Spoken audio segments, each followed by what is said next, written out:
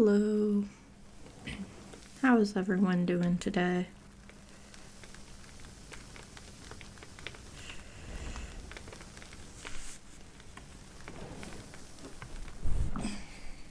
There we go. It has been a busy week. Been moving a bunch of furniture and stuff around, reorganizing rooms and stuff. The room I'm in right now is still really dirty. There's stuff all over the place that needs to get moved. But that will be done not today, probably. And we'll see. It matters on how long we stream for. I should actually make sure everything's still working before we move on.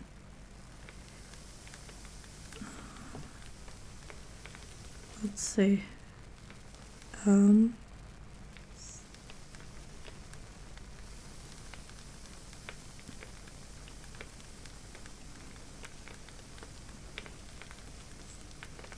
Okay.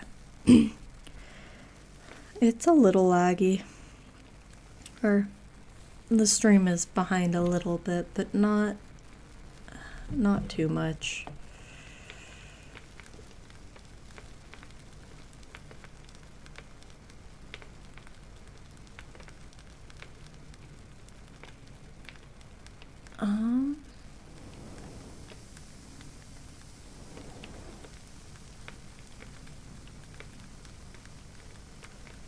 Yeah, we'll just move on, I guess. Hopefully it doesn't get any worse. 'Cause I mean, I guess I could check really quick what the settings are before we move on.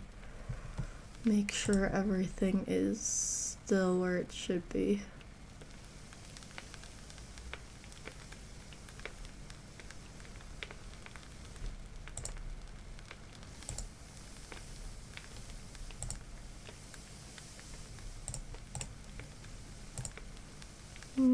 It looks like everything's still fine.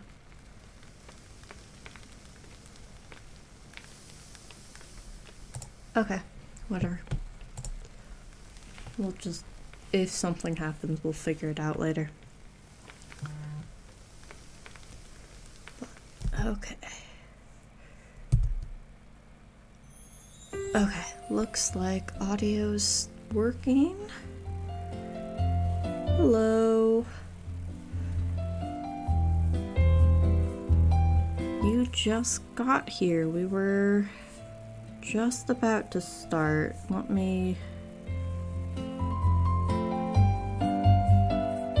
make sure everything is still working, because it was slow on my end. Let's see.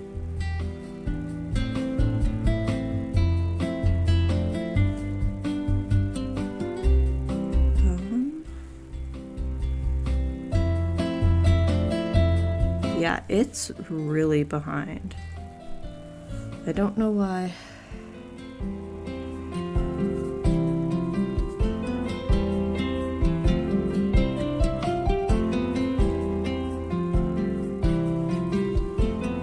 I don't think I have. Let me check something really quick. I don't think there should be anything else that's making it go so slow.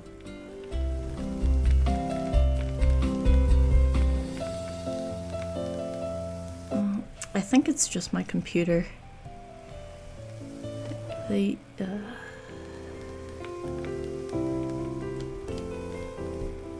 Well,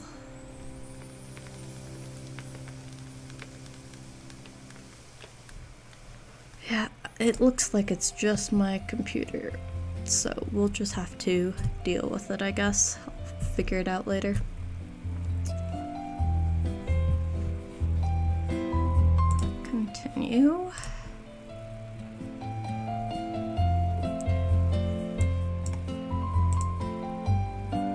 Yes, we were gonna do Alicia next.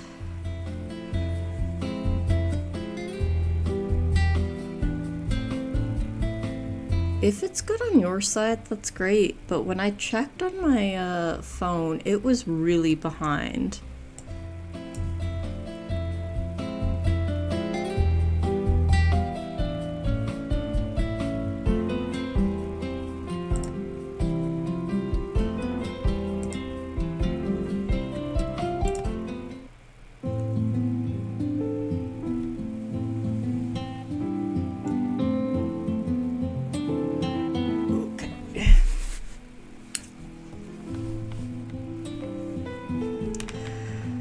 Hong Kong was a strange city.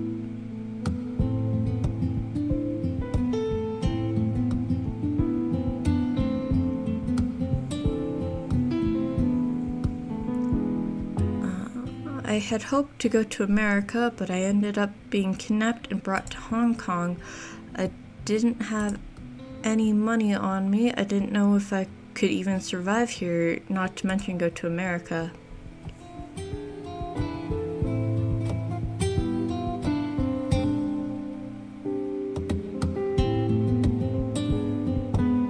Yeah, I think it's my side that's lagging really hard. BS, because it keeps disconnecting and reconnecting right away.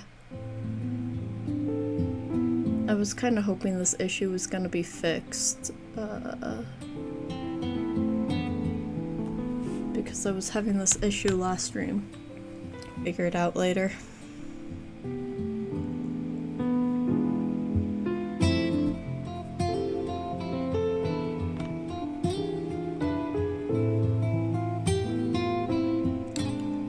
Began to look at the hiring flyers on the walls. Teamsters, engineers, masseurs. A lot of places were hiring, but I didn't know how to do any of these jobs. But one day I saw there was a nice nightclub looking for a pub singer.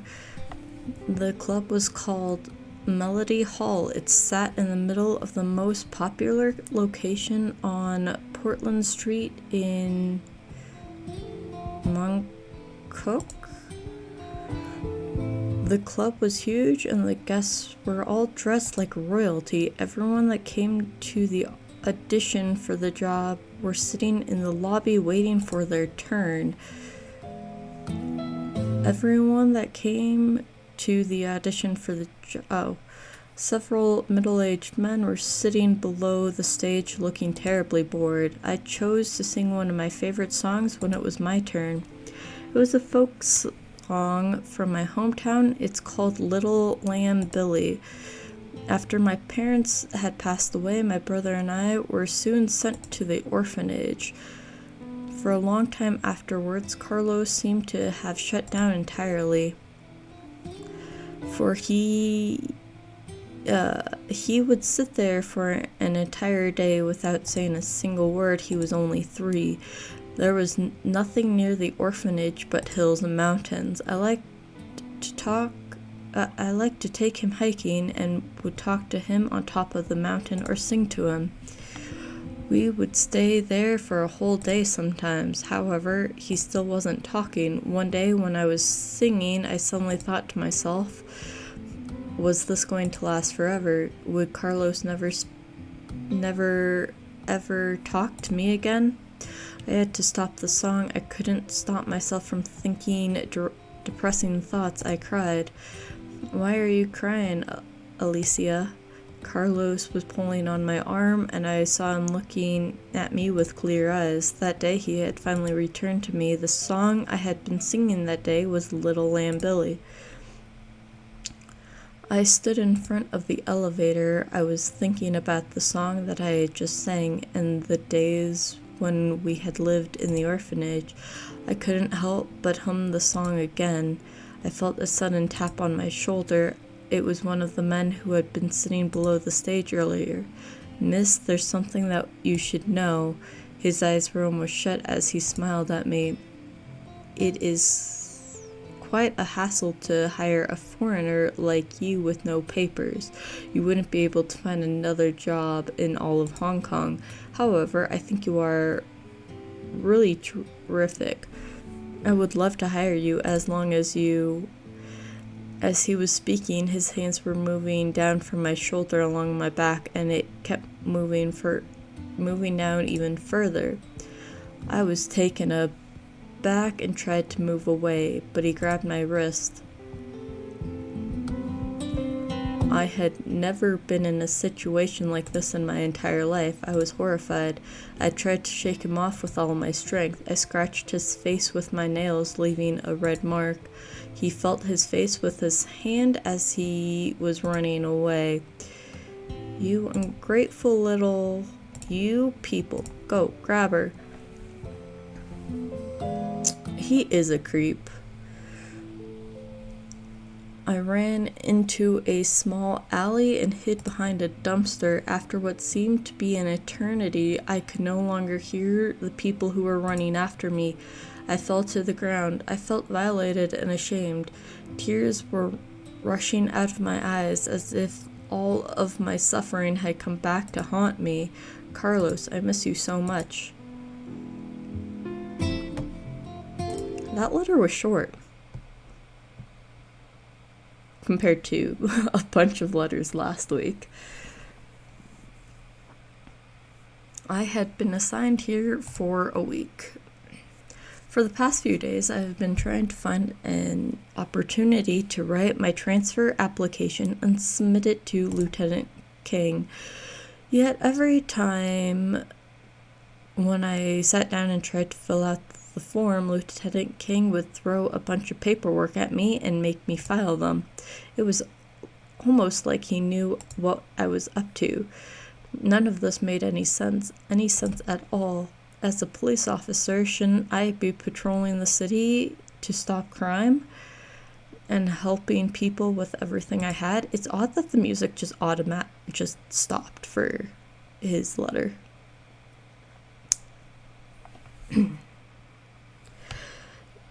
Even be ready to sacrifice myself for justice at a moment's notice. But this was boring. Thank God I could still sometimes chat with Officer Min Yoon, a more senior officer in Unit 4, or I would have exploded out of boredom by now. Usually at this point, Min Yoon would say, "I'll lend you a grenade then." Min Yoon liked making these kinds of morbid firearm jokes, although I rarely found them funny. Life sucked. I poured myself another glass and chugged it. I was at a bar called Crash, where I would always come whenever I was feeling down. Every day after midnight, the bar would turn into a carnival. But around sunset, the atmosphere here was already really nice, and it was the best time to come here and drink alone. I was sitting by the window and staring at the street blankly. Some words from the conversation at the next table suddenly caught my attention. A bald man in a Hawaiian shirt raised his bottle and said, "Bro, have you heard about what happened to Group Gangmung a few days ago?" His buddy, who was wearing a pair of beach shorts and sporting the most ridiculous hairstyle, laughed. "Of course, it's been heard all over our group. That was really brutal of them to blow off half the head of Choi Young-hen's son. Only King had the balls to do that." My ears picked up when I heard Lieutenant King's name out of the blue like that. The bald man continued, "I think it was pretty rad. That bastard was always so annoying. He would come to our turf all the time looking for trouble. Just because of his good old daddy." The crazy-haired guy interrupted him. "Shut up, you idiot. You're gonna get Boss Joe into trouble. The bald man immediately concurred. Oh, sure. By the way, I also heard that Choi is setting up a trap for King. It is going to be epic. The crazy-haired guy sounded surprised. Hey, watch it, don't get so close to me. Wait, what do you mean by setting? And I heard that they had something on Kang and they'll use it to force him to turn himself over.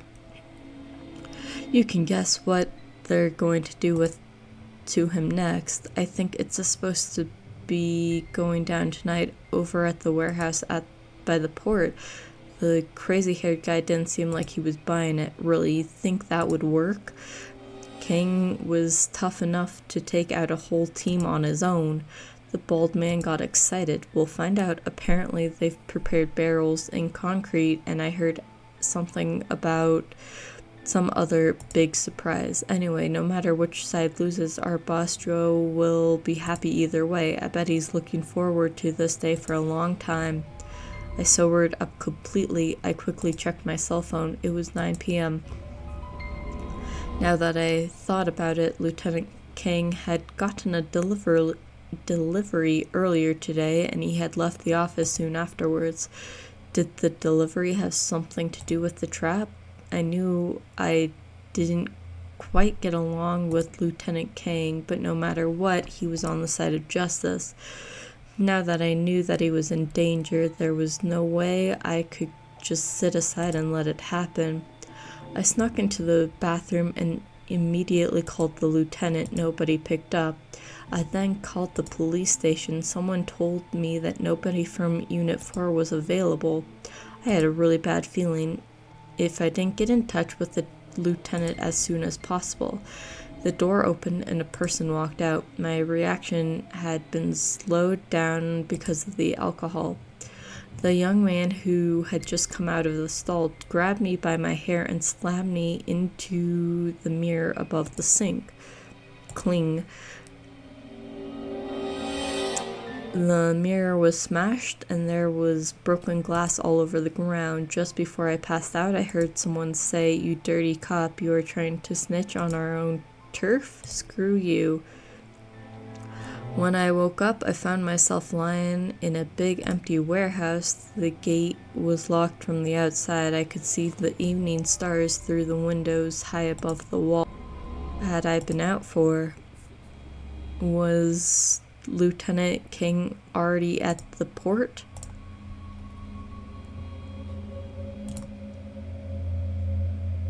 Oh, well.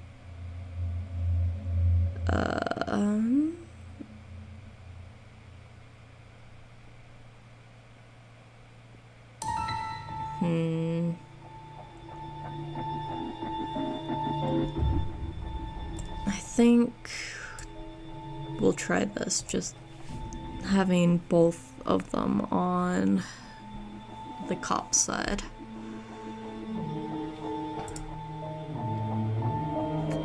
My reaction had been slowed down because of the alcohol. The young man who had just come out of the stall snatched my phone out of my hand. I was about to take it back when I felt my hair being pulled from behind, along with something sharp and cold on my neck. Don't move, don't make any sound, otherwise you know the deal. Place it. They blindfolded me and I felt myself being led outside the bar. I felt myself being thrown into a vehicle when I passed out. Then I passed out as soon as I smelled something strange. When I woke up, I found myself lying in a big empty warehouse. The gate was locked from the outside. I could see the evening stars through the windows high above the wall. Oh man, how long have I been out for? Was Lieutenant King already at the port? Well, at least his face didn't get smashed into the mirror. A few days later, I came back to Melody Hall. They had put a list of people who had been hired at the entrance. My name wasn't on it. I hadn't eaten anything in 2 days. My stomach didn't even have the energy to rumble anymore. I dragged my drained body with me wandering along Hong Kong streets like a ghost and kept looking for a job.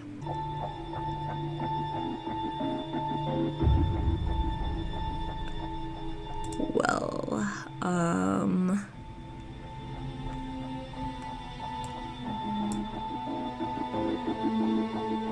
let's try this.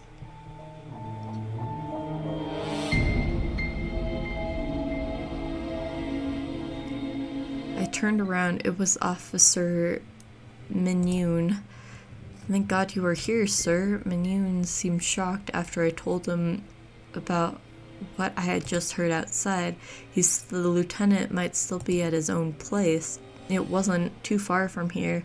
We should hurry over and see if we could catch him in time. With Minyoon leading the way, we were running as fast as we could towards Lieutenant King's home. Then we came across a small dark alley without any lights. Minyoon seemed to be out of breath and he slowed down. He pointed to a 2-story apartment building not too far in front of us and told me that it was the lieutenant's building. I decided to keep going ahead, but before I could run more than a few steps, I suddenly felt a sharp pain on the back of my head. I felt dizzy and lost my balance. I couldn't even see the road anymore. I fell to the ground and blacked out. When I woke up, it was almost daylight. Officer Minyoon was lying next to me. Neither of us seemed to have our wallets. Oh man, how could this happen? Was Lieutenant King already... Well then.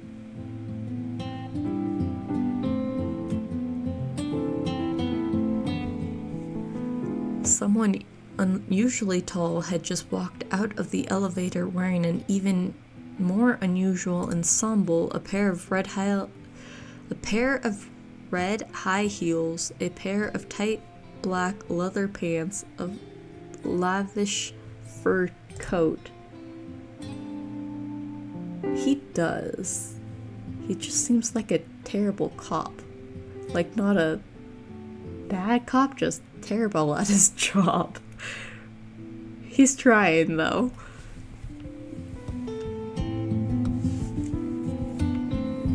I couldn't tell if it was a man or a woman. I walked past this person into the elevator and pressed the button for the first floor. The person kept walking into the lobby.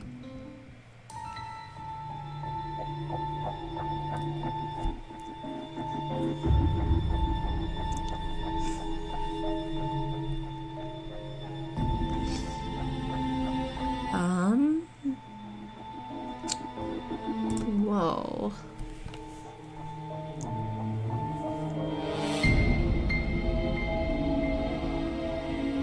What if I did this and have maybe the person who walks out of the elevator needs to talk to Alicia?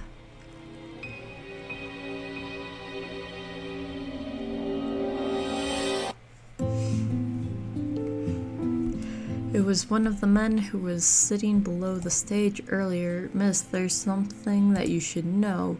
His eyes were almost shut as he smiled at me. It's quite a hassle to hire a foreigner like you who has no papers.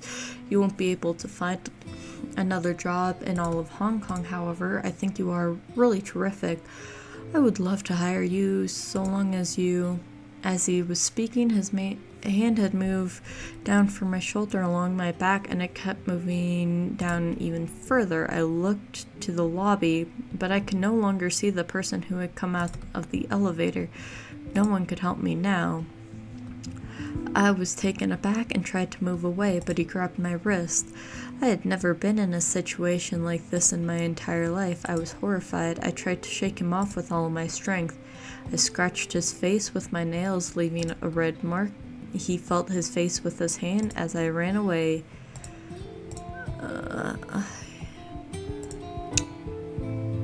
Okay.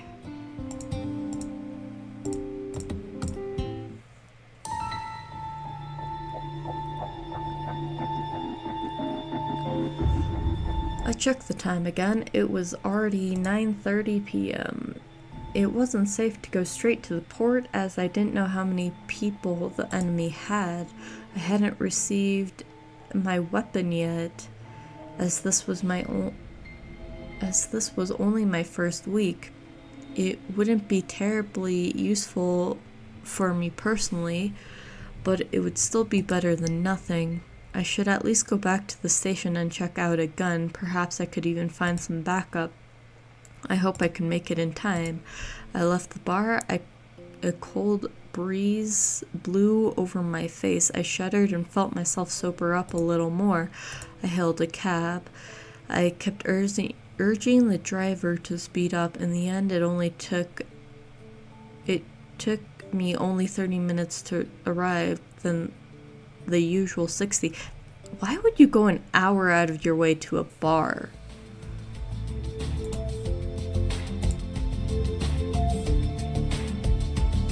As soon as I opened the door, I threw up all over the ground. The old driver looked at me emotionlessly and handed me the bills and a napkin. I just ran through 3 red lights for you. I'll give you a discount for being a police officer.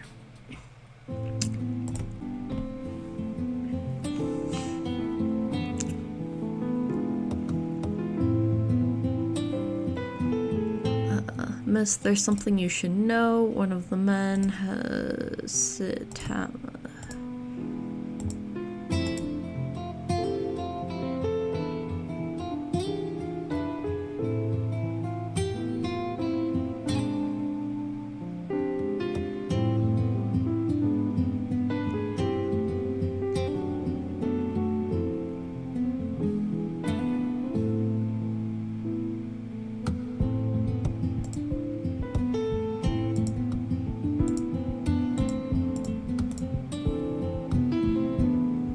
I guess, but going 30 minutes out of your way to a bar every night seems like a lot of work.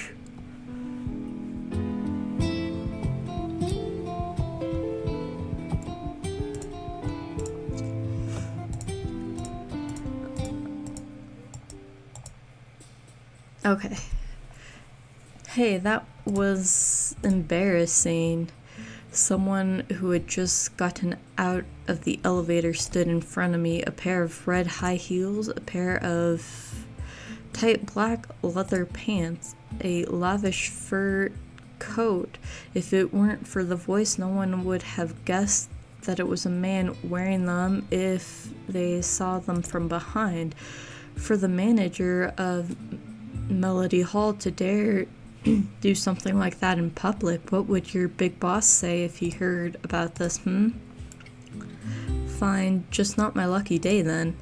The manager shot me a stern look, turned around and walked back into the lobby. The cross-dressing little girl, would you like to go get a drink at my place? There we go.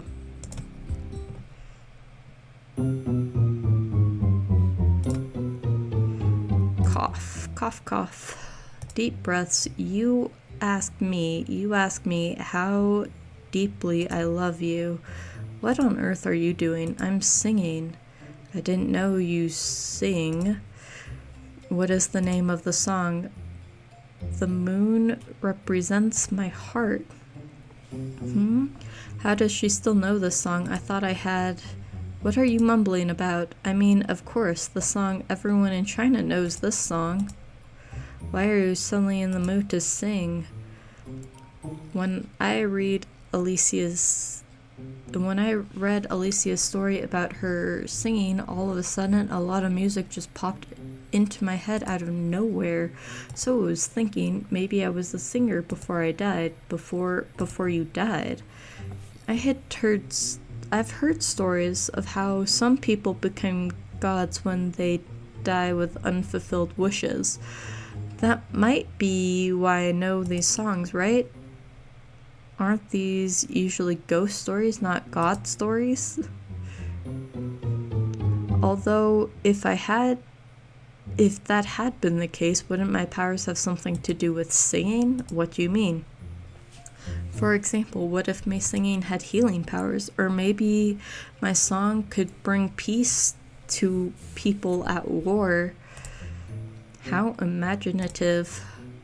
We have been alive for a long time. There's nothing strange about us knowing some songs. Gods are supposed to know everything. If it weren't for your memory loss, I'm sure you would remember even more. Well, that makes sense. I guess I was never a singer. Now I feel sad. I didn't know you wanted to sing so much. Look, I made you some osmanthus cake. Wow. Nothing more powerful than sweets. Enjoy the cake. Remember to do your work after you finish your snack. I'll see you later. Wait, I haven't heard you sing yet. Before you go, sing me something. Sternly, I will not. Mumbles with mouth stuffed. You are my servant. You cannot say no to my request. No, no, no. As your servant, my duty is to supervise your work, and saying no to you is one of my rights. Well then, what if I serve you some tea? I made the tea. How about I wash your feet? I just washed them myself. Well, would you like me to comb your hair? What would you like to hear? Name it. Your face looks almost twisted. Well, let me think.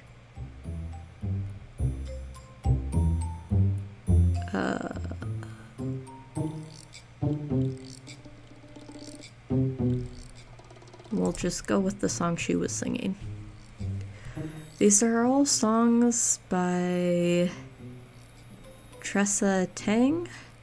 Why couldn't you pick something more exciting, more hardcore? To be fair, you'd like her music ever since you were little. Since I was little. Oh no, I mean, you have always liked her music. Anyway, I happen to know this one. Listen up, I'm going to sing now.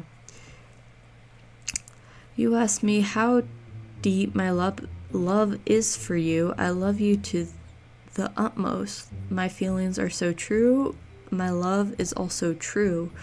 Just look up and think. Just look up and see. The moon represents my heart. What do you think? I've been curious. Why is it that the only sound we make when we talk is a single beep? Even the tone is always the same.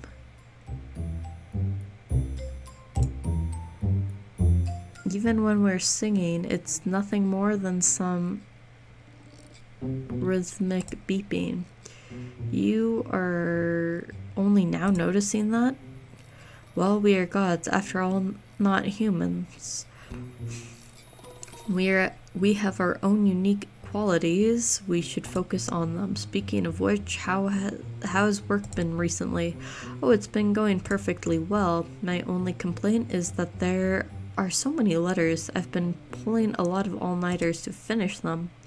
You don't have to work that hard. We are not in the same timeline as the humans. It doesn't really matter to them when we handle these letters.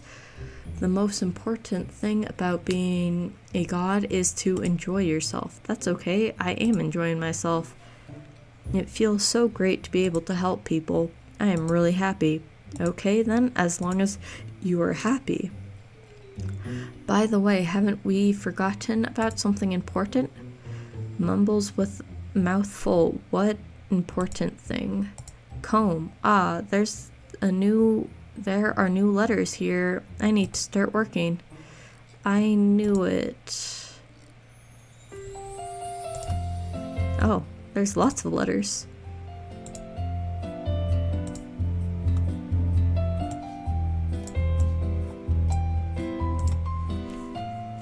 Zoom out, please.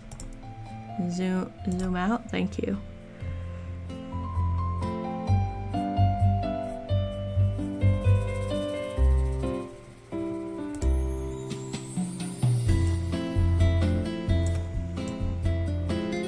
Did I not get 3 letters?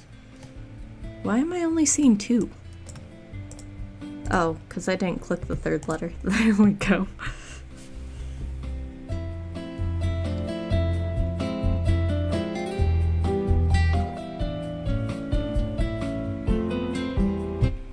Okay. So story plays out. So we'll do her letter first. There was a quiet street in Hong Kong. There was a quieter alley on that quiet street, in the shape of a maple leaf. Inside the shop sat its owner, who had a particular taste in clothes, at least in the opinion of many. I still vaguely remember the first time I had met him. He was wearing a pair of red high heels, a pair of skin-tight black leather pants, and a lavish, fluffy fur coat. He had always told us to call him Mama. He still identified as a man but preferred dressing as a woman. We all make our choices, and he understood more than most that being different need not lead to loneliness. Mama had saved my life. Not only had he saved me when I was being harassed by a pervert, he also let me work in his coffee shop. He had paid me 3,000 Hong Kong dollars a month. It wasn't much in Hong Kong, but I got to live in the coffee shop so that I could save up most of my salary and send it back to my brother back in Mexico. I hoped it could help pay for school. There were a few other misfits like me who Mama had taken under his wing. Hang, who could never tell ketchup apart from jalapeno sauce. Raja, who couldn't help but sing whenever he picked up a goblet. Jack, who would always wipe the table twice. We all had different colored skin. We didn't speak each other's languages, but we had all been learning from each other as well. We would often talk to each other in English,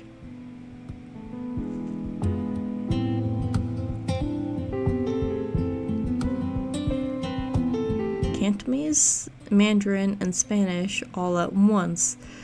Miraculously, we usually managed to understand each other pretty well. We always had a great time together. We shared the same bedroom with 2 bunk beds. Jack slept on my top bunk, and Hang and Raja slept on the other one.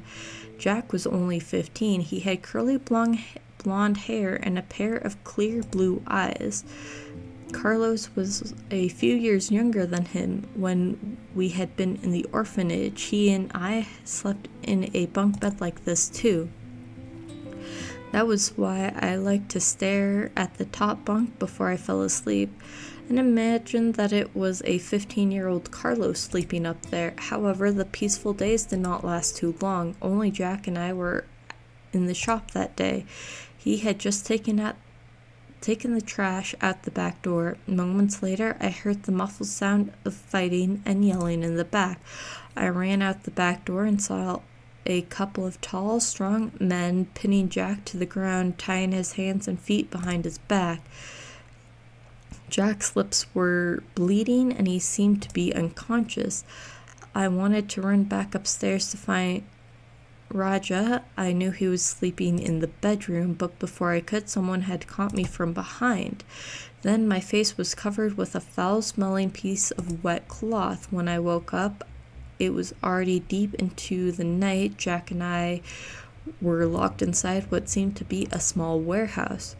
Jack woke up almost the same time as me. We both looked out the window and could see the blinding neon lights of a busy Melody Hall. If I remember correctly, there was an auction house opposite Melody Hall. Mama used to tell us that the auction house on the street was not really legitimate.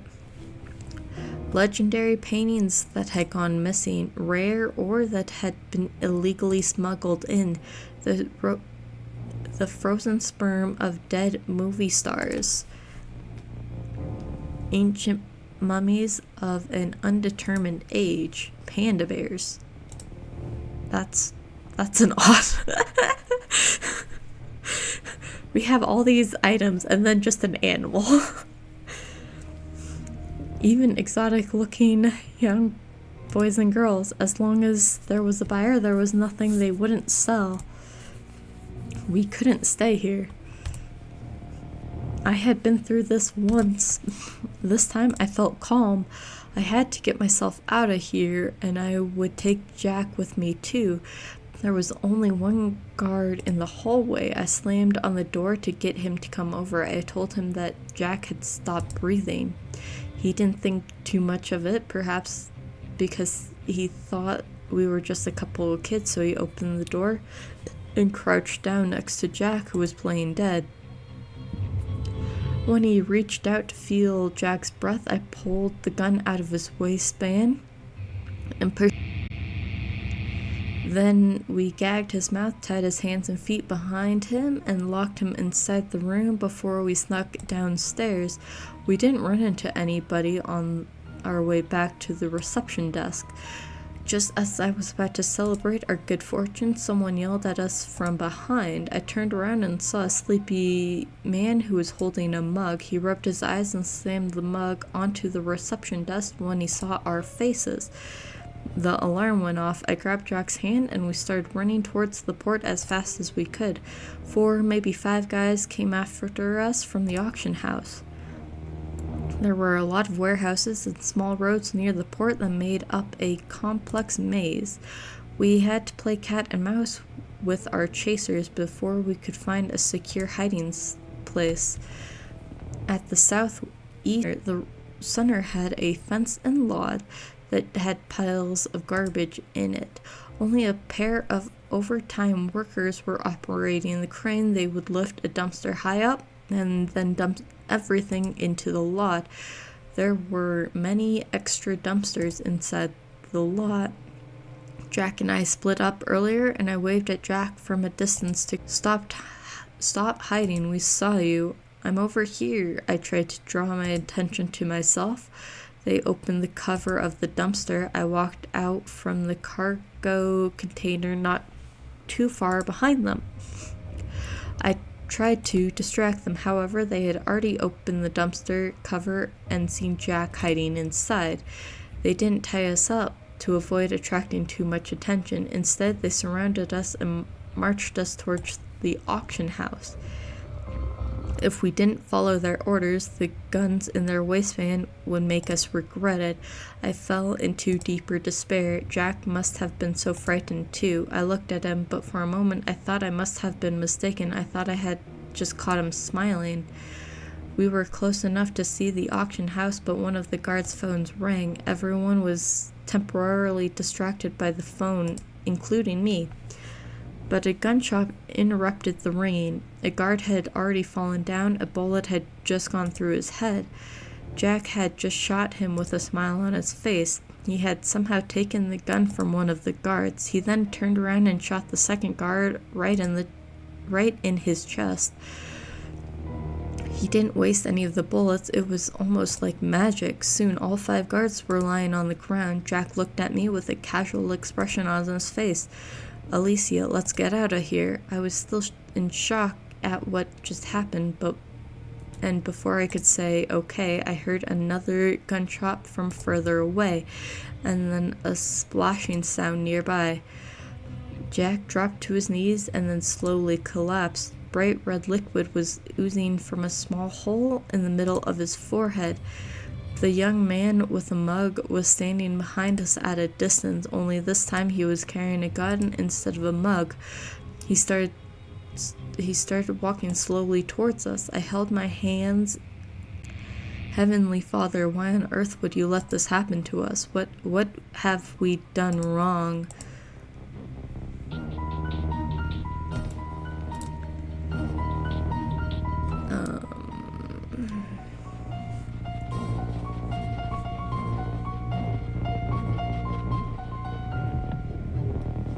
I think they...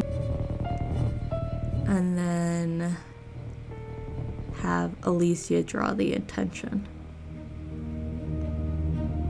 We'll try this.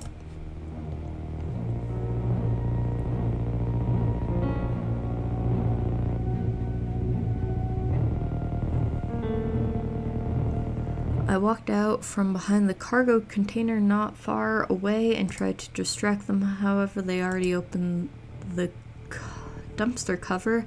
There's no one inside, you fool. Go get the girl. They tied me up again and went back to look for Jack for a long time. They couldn't find him anywhere, though. In the end, they decided to take me back first. On the way, I saw a shadow from the corner of my eye. I looked up. A huge dumpster had been lifted up and emptied into the lot of the recycling center. I also noticed a small body rolled out together with the garbage. None of the guards were aware of it. They never realized the person they had been looking for was right under their noses. Jack had always reminded me of my brother. I would often change my shifts to the same ones as him. Unlike Carlos, Jack never talked too much. However, I would still try to chat with him. After a while, we started talking more and more with each other, although he rarely mentioned anything about himself. Once I accidentally saw a horrifying burn scar on his back when he was changing. He must have a story that he didn't want to talk about. Another time I had asked him what he would like to become when he was older. He pondered for a while and said a policeman or a doctor.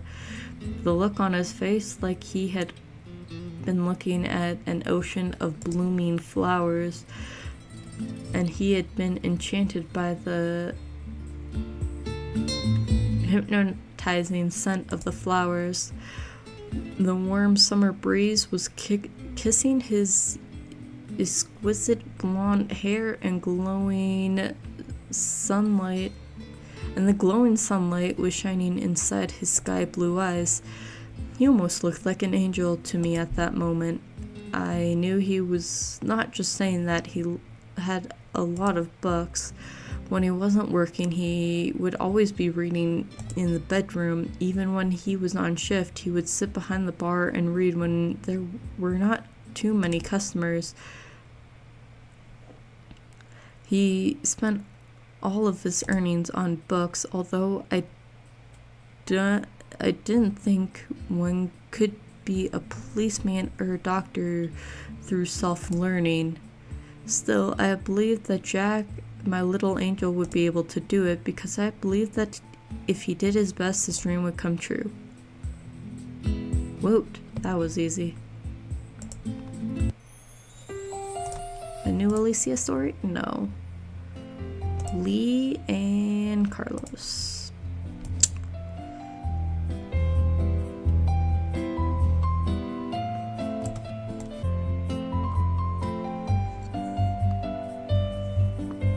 I guess we'll do Jimmy next. Hey, I just noticed there's a cat on the letter. This is the first time I've seen something like this. Oh, this must be a doodle that Jimmy sketched on the letter. If the doodle is very obvious, it might show up on the letters we received. What is this that he drew? I think it's a cartoon cat called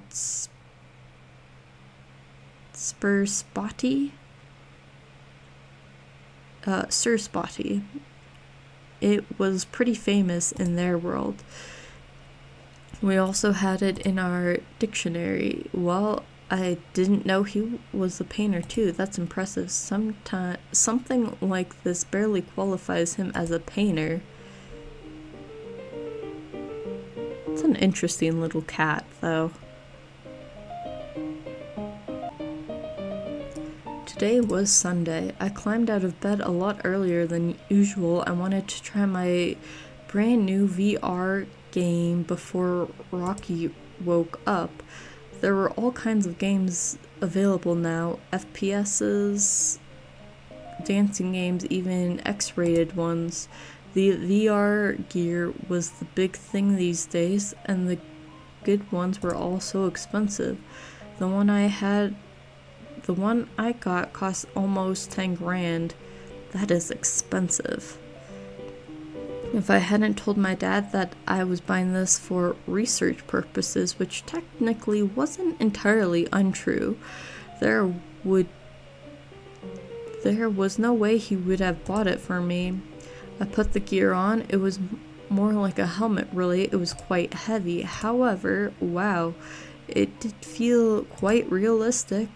It was as if my body had entered the virtual world. I changed my position. That felt so good.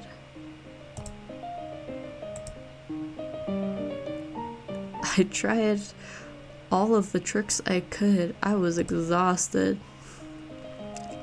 I took off the gear and realized that Rocky had been up. He was wearing the smart glasses that I had bought a while ago and was looking right in my direction. My eyes widened in shock when I noticed the recording light blinking on the glasses. Rocky, what are you doing? The way you were playing looked too funny, so I decided to keep it for posterity. Record. The automatic streaming option was on. Wait, what? Streaming? I hurried over to my computer, logged into the streaming website, and checked my channel. Oh my gosh, everything had been broadcasted. There had been over 5 million viewers, and it went straight to the top of the ratings. The commenters had gone berserk. Everyone was screaming, pervert, somebody even said they would dox me. I was so screwed. That was a really short letter. Okay.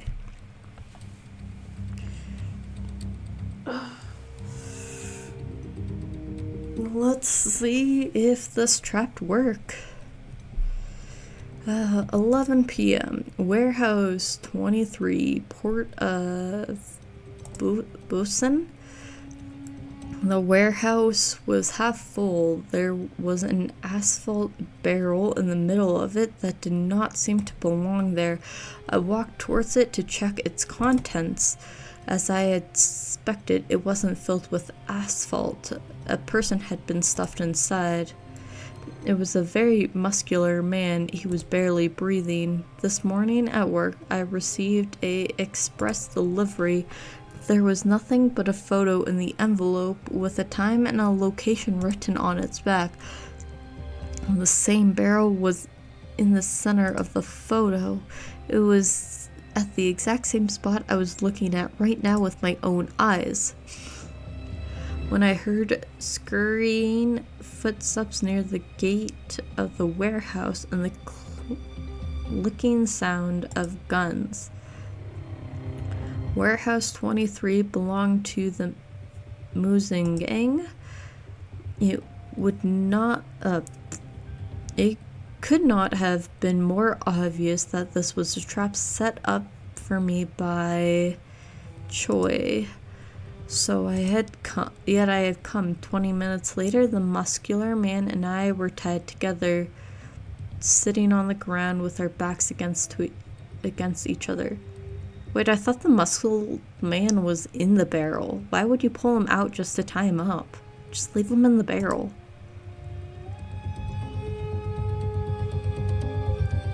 The two guards were in charge of watching us had been waiting for their replacements, but they were so sleepy that they could barely keep their eyes open. It was pretty late after all. Anyone who had watched two middle-aged men like us would get sleepy. I quietly cut the rope with the razor blade glued to my sleeve while the guards were dozing off. And then I grabbed the Glock 43 that I had hidden in my pant leg and covered it with my palm. This gang isn't doing a very good job making sure this police officer doesn't have weapons before tying him up. After years of police work around here. I knew every single warehouse at this port like the back of my hand. All of the warehouses from number 15 to number 25 were large-sized ones. They were usually filled with lots of huge cargo containers. If there were some reinforcements outside to distract them, I should be able to defend myself inside, even with only 6 bullets. They were not the only ones waiting for their prey tonight. This was all part of my plan. There was a shoddy clock on the wall of the warehouse. It made a ticking noise every time a hand moved. The hour hand was almost at 12, and the minute hand was 10 minutes away from it. That's a weird way to just tell me it's 11:50. I gave the muscular man a signal in his palm behind my back and waited patiently. I handed the gun to him. Lots of noises were coming from outside the warehouse. It sounded like a lot of people in cars. At the same moment, the minute hand was almost hit 12. We both stood up and ran towards the back of the warehouse. However, I didn't expect the muscular man to suddenly trip and fall after only a few steps. His legs were presumably numb and stiff after being cramped up for so long. Those 2 guards were wide awake now. Multiple gunshots echoed inside the warehouse.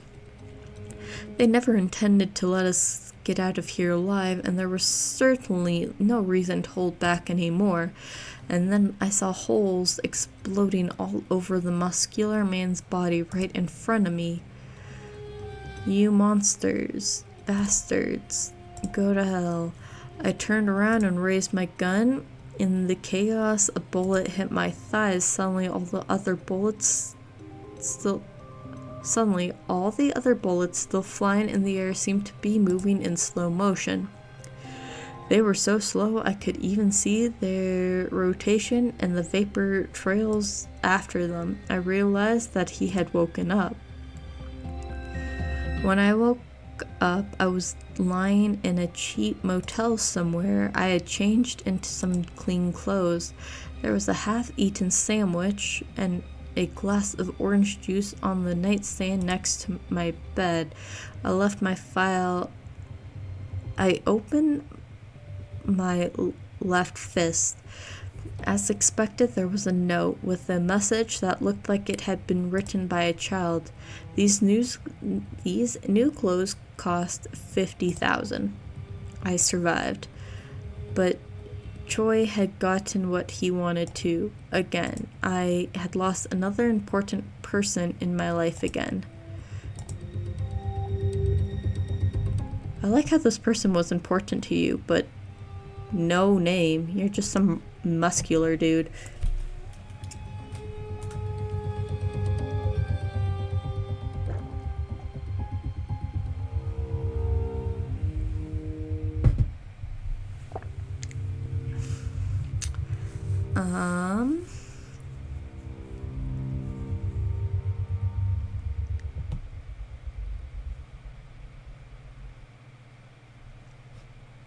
I think if we just change the position and then have him still hand the gun, that would work the best.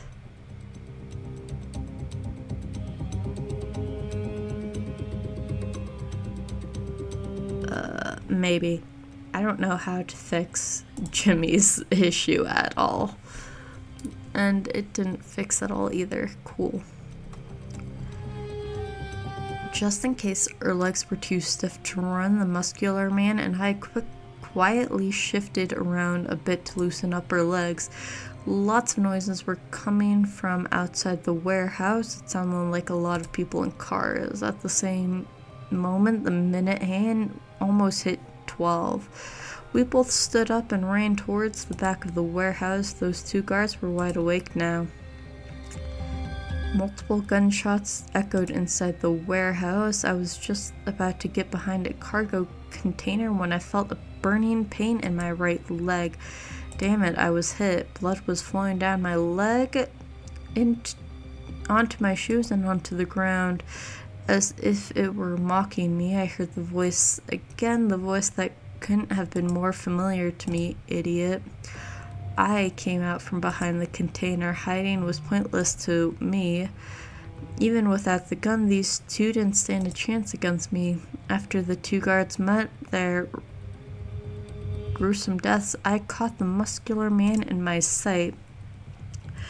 That was what had worried me the most. The muscular man was holding my Glock 43, but he was hesitating. What are you waiting for? Fire. Hadn't I made it abundantly clear to you before?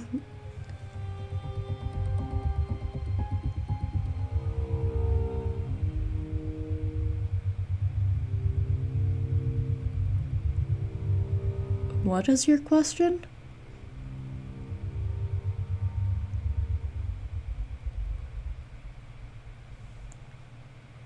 I was screaming in anger in the small dark room, but no one in the real world could hear me. I grabbed his head with both hands. Stop. Oh, I think he has a split personality, so the other personality is taken over.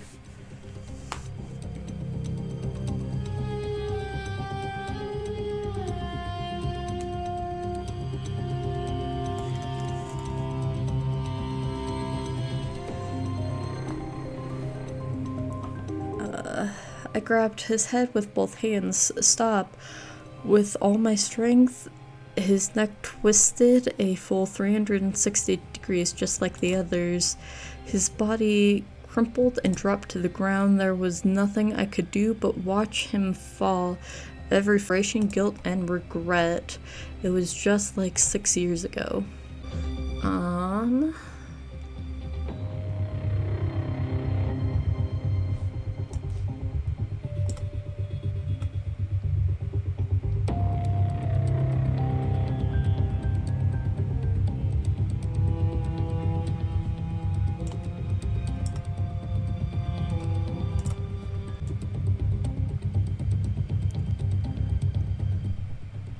Perhaps they were desperate to try to stay awake. The two guards even started watching porn together on their phones. Just in case our legs were too stiff to run, the muscular man and I quietly shifted around to loosen our legs.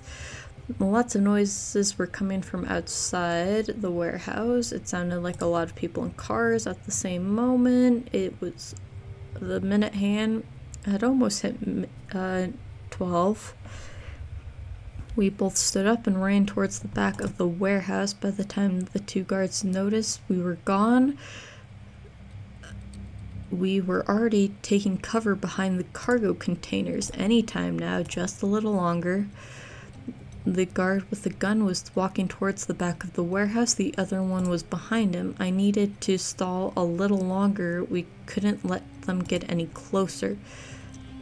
The muscular man raised the gun that I had given him. The first shot hit the shelf near the guards.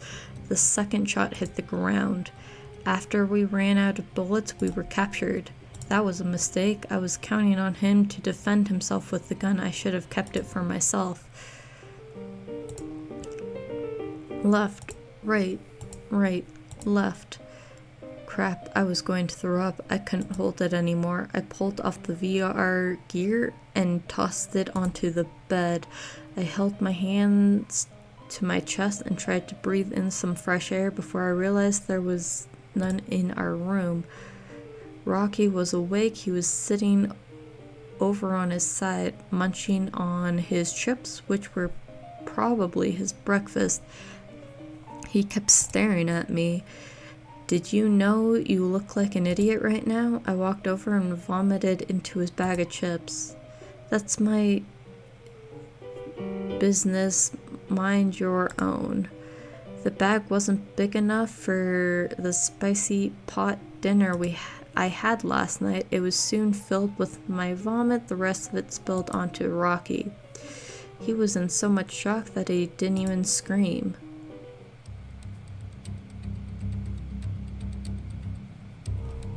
Well then.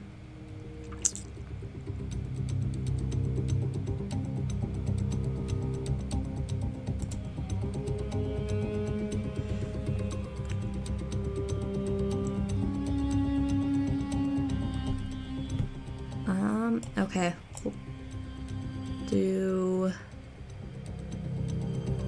We'll try this. If it doesn't work, I'll just look it up.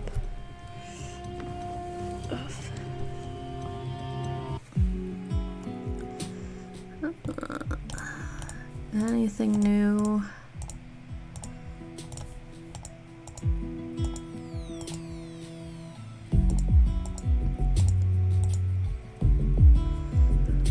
Okay, the guard with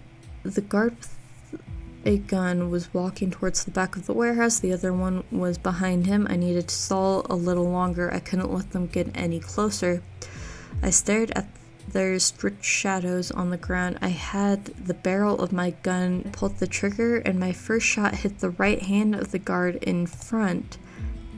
Seeing their partner hurt and screaming in pain, the other guard stopped moving towards us out of fear, and then the garage gate slowly opened. They were here, right on time. This game was so nauseating. I made the right decision to have my partner carry the gun.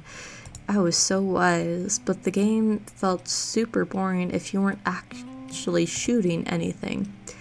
I took the 10 grand helmet off and threw it back into the drawer. Rocky was still snoring in his bed. He had probably stayed up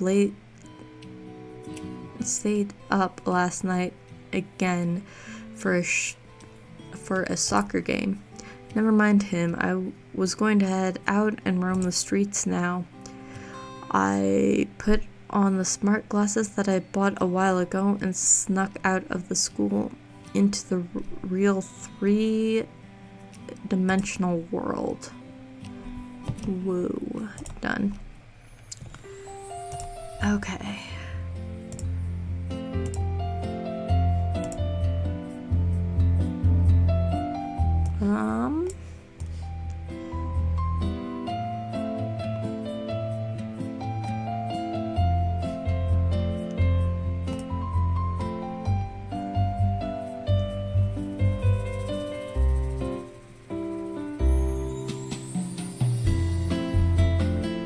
I think we'll do King's continuous story and probably call it for the day.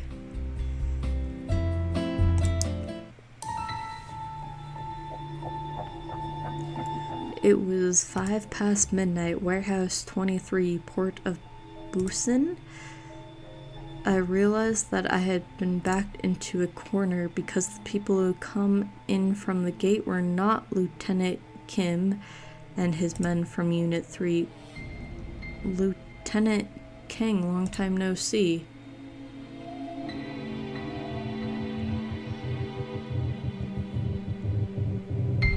I have no idea what movie you're talking about. I don't watch enough movies.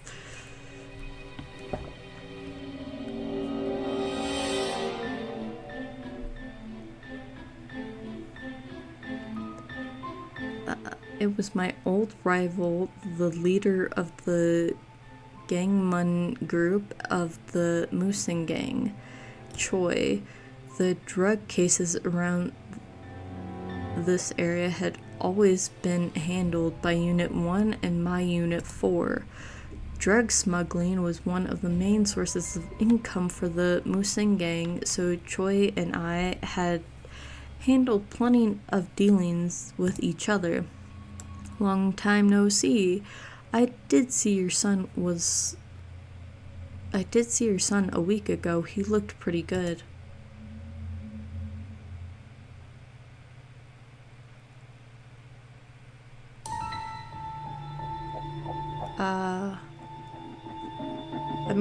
like I said, I don't watch many movies, so Korean zombie movie is definitely not something I've ever seen. Maybe I'll watch it one day.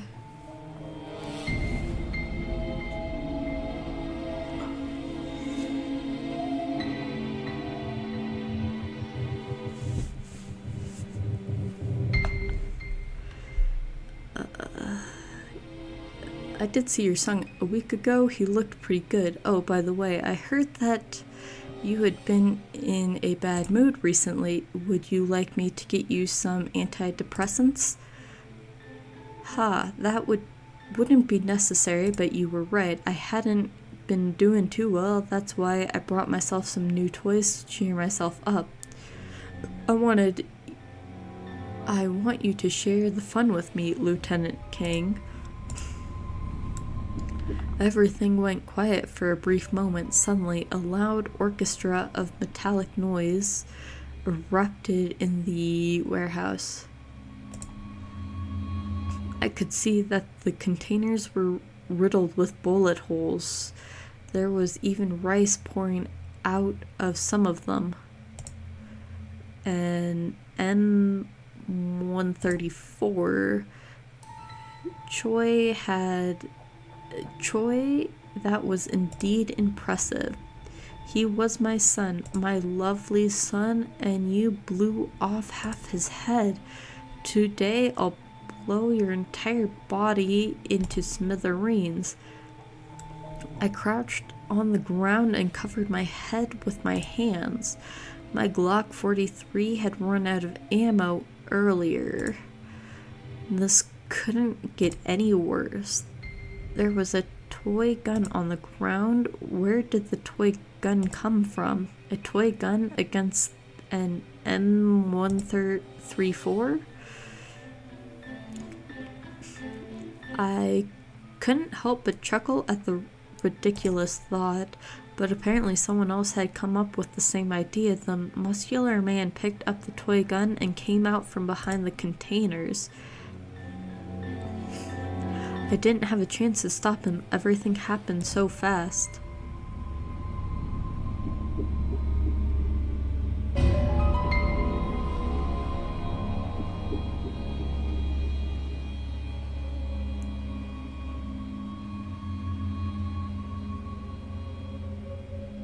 Gun, but what is a minigun? I'll look it up really quick.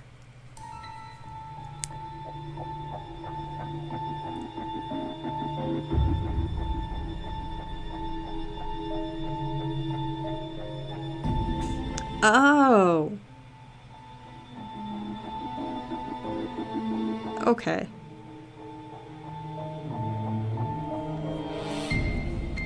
Yeah, it does look like that.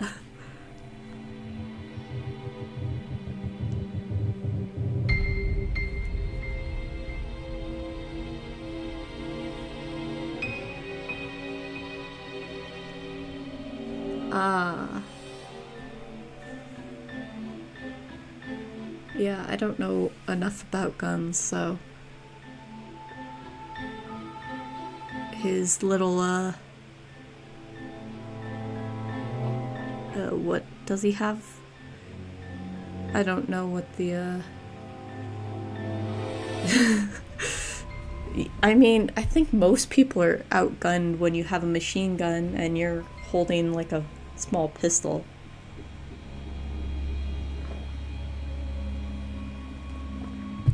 Even if you weren't holding a pistol, you're kind of outmatched. The toy gun couldn't possibly take on the M134. I saw numerous bullets flying into his body. The ground behind him was quickly covered in a bloody red mess. No, how did it end up like this? I like how he saved the person and then he just instantly dies right away. Okay. It was 10 p.m. There weren't many people in the station. I ran down to the basement, pushed open the door to the armory and yelled, "Excuse me, I need to check out a handgun." I had been assigned to this position for a few days and still hadn't received a firearm. He likes to constantly say that. He must really want a gun. I had heard that the office was very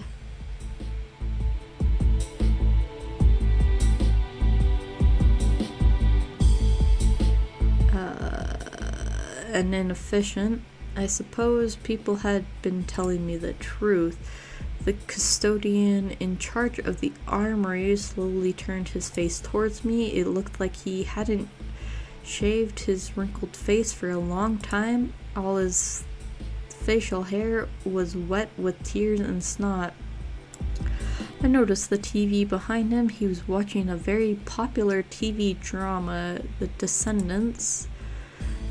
I had to speak at the top of my lungs to tell him that I needed a gun, trying not to be drowned out by the hysterical bawling heroine on the TV.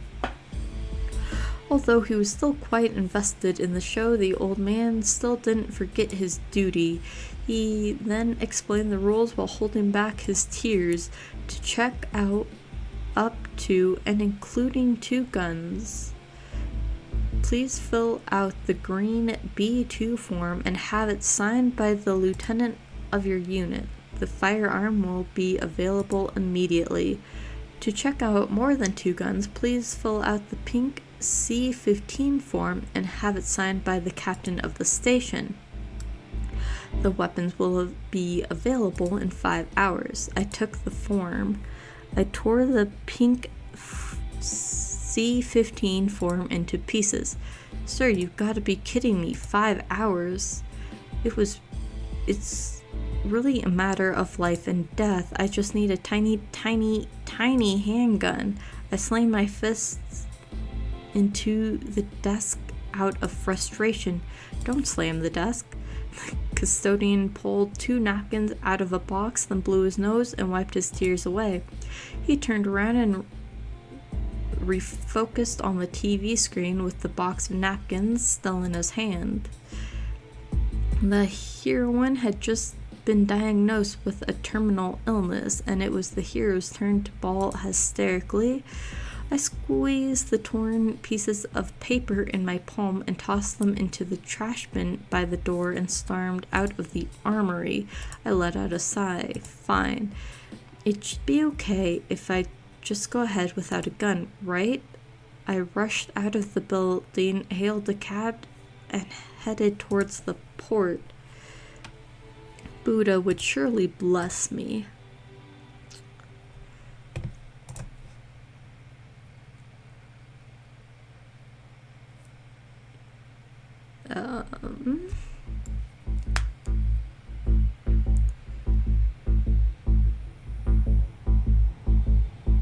I think he just needs to find a gun.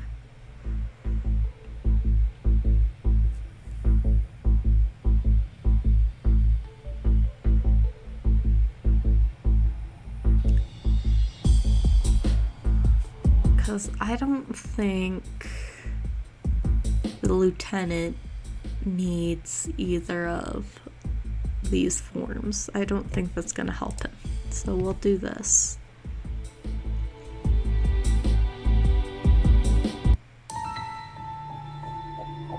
The machine gun slowly stopped. I heard lots of people yelling outside. I peeked out to take a look. Some men from the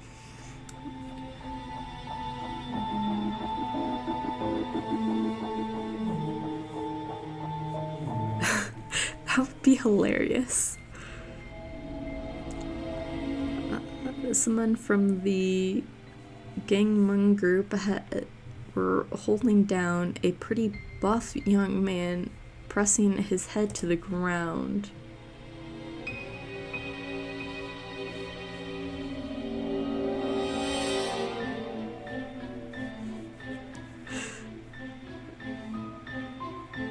His head was already covered with blood. Choi grabbed his hair and pulled it back violently. I finally saw his face.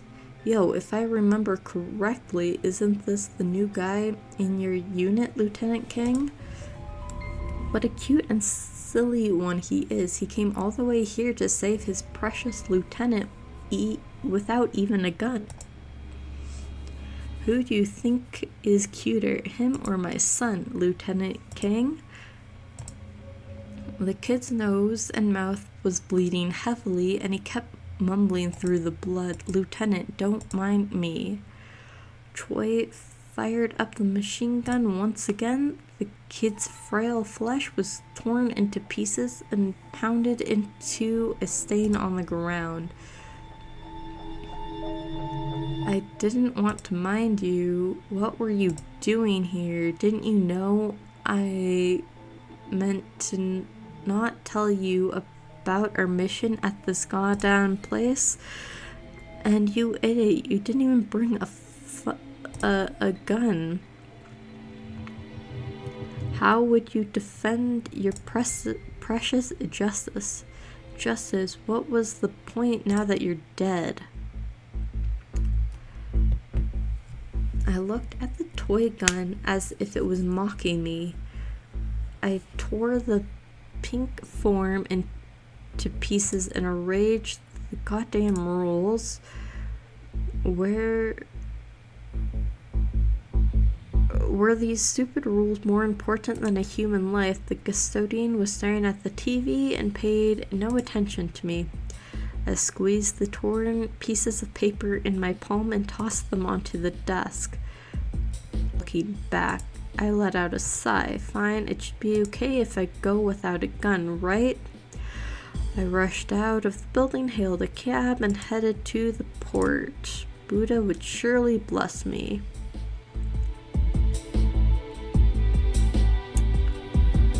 Well then.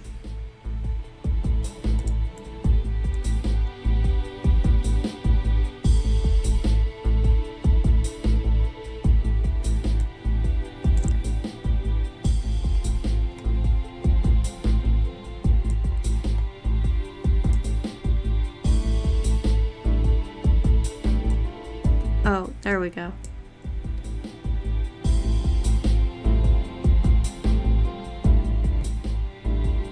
Okay. This should be right.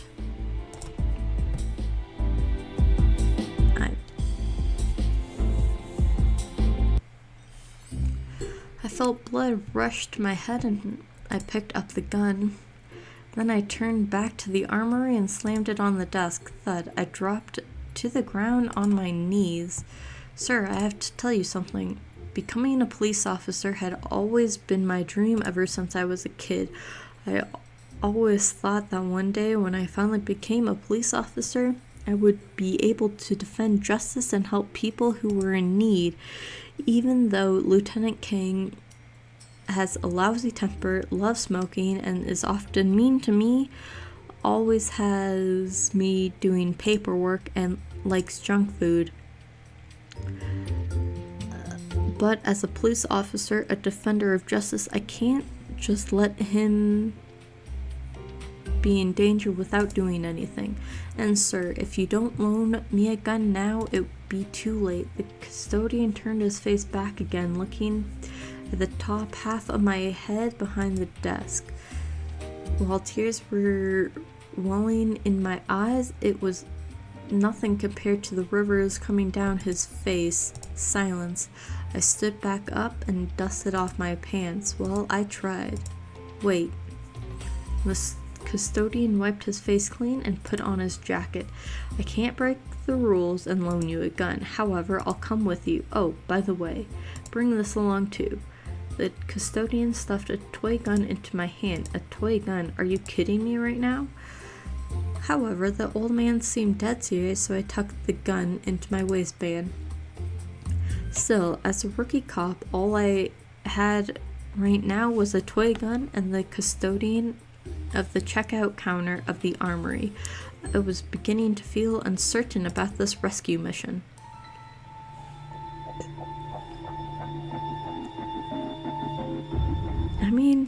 At least now you have something. It might not be good. And you have backup now too. You can't complain about that. The M134 abruptly stopped firing when I heard the sound of metal hitting the ground. And then I heard the sound of metal hitting the ground. I heard lots of people yelling outside. I peeked out and saw that Choi was lying on the ground, unconscious. His lackeys were completely frantic and running around hysterically. I didn't know what exactly had happened, just that it was my only opportunity. I charged into the crowd and took the gun from one of the mobsters. However, even with a weapon, I was still outnumbered. Just when I was about to be swarmed, I saw a shadow running behind those bastards. At first, I thought it was just my imagination, but then the bastards suddenly began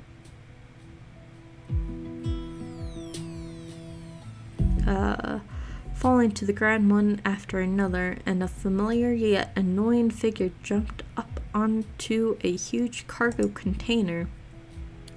With his left hand behind his waist and the right hand waving some kind of strange white cloth, he shouted to the entire warehouse, "Listen up, you evil bastards. Today is the day I'm going to see justice be served by me. I'm going to arrest every single one of you and bring you all to the police station."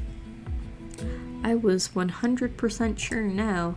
The only person who could say something like that without any irony was him. Who knew the kid had some talent, despite always seeming a little off. Thanks to him, half an hour later, the only people still standing were all from our side. I tossed another empty gun on the ground. All of these bastards were lying near my feet, and I saw half of the pack of cheap cigarettes.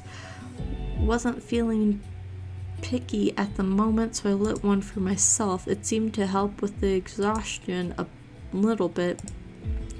What a night. I would need a beer when I got back, before I went to sleep. I sat down on the bottom of a random body nearby. It felt like I never wanted to get back up again. And then I looked at Chang. He had been jumping upside down for half an hour, doing his weird karate, but he didn't seem tired at all. Young people.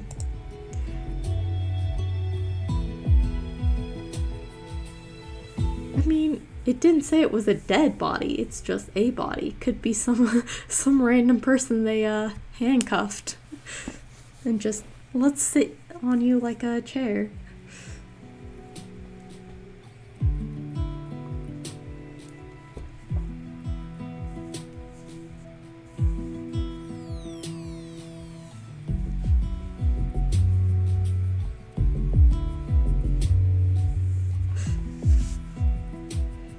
Chang is definitely a silly, like Jackie Chan. You're operating without authority, you know that, right? Yes, sir. This is me defending my justice. Yes, sir. Looking at that grin of yours, and what was the deal with your voice? It was so loud that it hurt my skull. Well, whatever. Woot. Okay.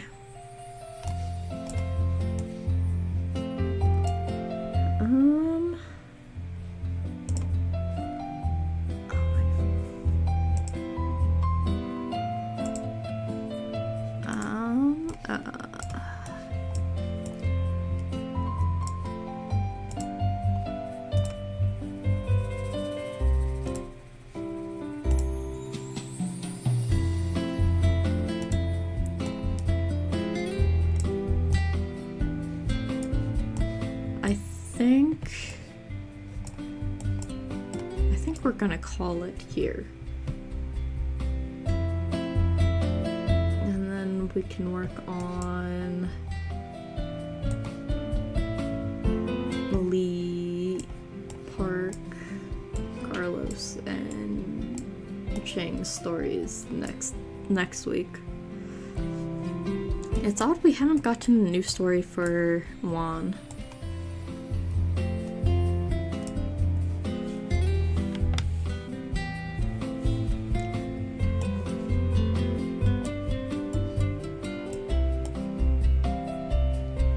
Yeah, I think we're gonna call it here. I should work on setting up more stuff, get all the junk off the floor.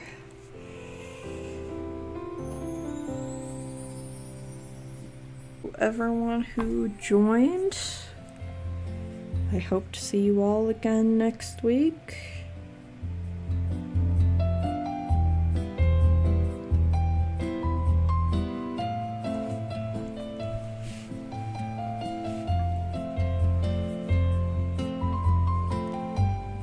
Thank you. We did pretty well getting most of the good endings pretty quick. But I will see you all next week. Bye.